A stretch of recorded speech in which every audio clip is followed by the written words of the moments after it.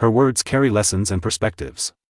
It's true that joining a rally is difficult, but when you know what you're fighting for, the exhaustion is nothing. What's truly wrong is to suffer for life because of what the government has deprived us of. Ako po si Iza Calzado. Sa totoo lang po natatakot ako. Pero sabi nga po sa isang pelikulang kasama ako, in love there is no fear. Napakasayang makitang magkakasama tayo dito ngayon kahit umuulan, kahit malayo ang pinanggalingan, kahit basang-basa, kahit traffic, puyat, pagod. Ang iba, marami ay gutom.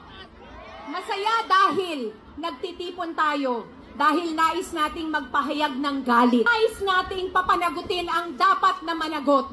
Paulit-ulit na lang, paulit-ulit na lang.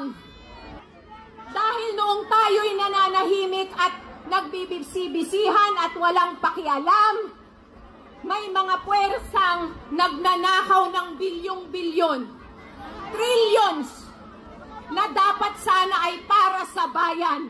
Nandito ako ngayon bilang babae.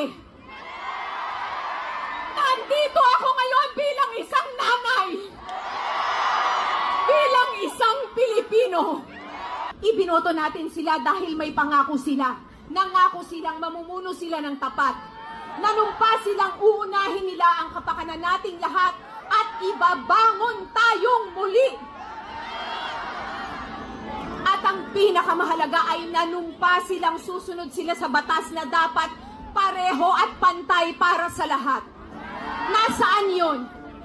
Narito tayo para singilin sila sa kanilang pangako. Singilin sila sa pamamagitan ng patas na imbestigasyon, paglilitis at pagbabalik ng yaman ng bayan.